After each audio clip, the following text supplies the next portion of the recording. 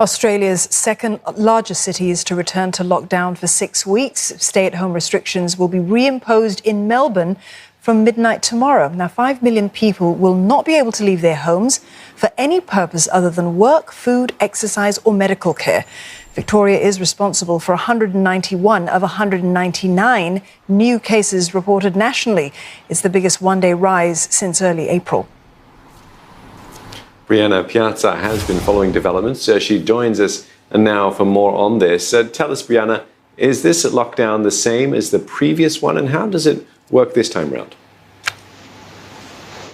So in a lot of ways, it is very similar to the last lockdown that Victorians emerged from just a few weeks ago, but there are some key differences, and that includes these rules will apply only to Melbourne residents and also those living in some regional areas, whereas the last lockdown, it was statewide, there were no exemptions. And this is very much in recognition of the fact that many regional and rural areas in Victoria actually have no new coronavirus cases. So in an effort to help them with their economic recovery post-lockdown, as well as to stop the spread of coronavirus into those areas, as of midnight tomorrow, Melbourne residents will no longer be able to travel outside of Melbourne, not even for exercise. So previously, many Melbourne residents were travelling into regional areas for things like day hikes. So that will no longer be allowed.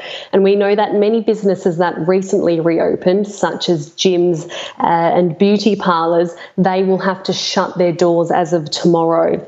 Cafes and restaurants, which were welcoming new patrons to dine at their venues, they will now only be able to offer takeaway and delivery services. And the other thing too is that small gatherings of families and friends inside people's homes, this is actually how many of the new community transmission cases have occurred, so that will also no longer be allowed. This is all in addition to a hard lockdown that is affecting more than 3,000 residents in public housing buildings in Melbourne. So as we understand, those residents are undergoing widespread testing. Hopefully within a few days, those who have returned a negative result will again be able to leave those buildings and be able to buy food and go to work. So these new restrictions will be in place for at least 6 weeks. Victorians are very much disappointed to not only be back at where we were a few weeks ago when the pandemic first began, but the situation now is actually much worse with high rates of community transmission. Brianna, that border between Victoria and New South Wales, it tends to be busy and it is set to close today. So how are Melbourne and the rest of Victoria expected to cope with the double measures? That's right. So Victoria and New South Wales, that's the two most populous states in Australia. Many people travel between Melbourne and Sydney for business purposes. So that's going to take a massive hit for those companies and businesses in that position.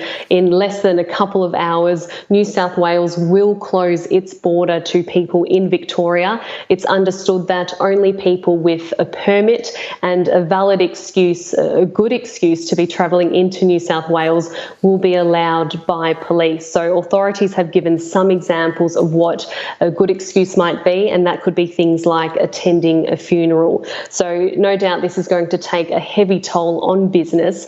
Australian leaders estimate that this shutdown in Victoria will actually cost the economy $700 million every single week. It's caused Victoria's Premier, Daniel Andrews, to reach out to Australia's Prime Minister Scott Morrison, urging for financial support for Victorians to be extended, particularly the most hard-hit businesses. Okay, many thanks for that update, Brianna Piazza, speaking to us from Melbourne.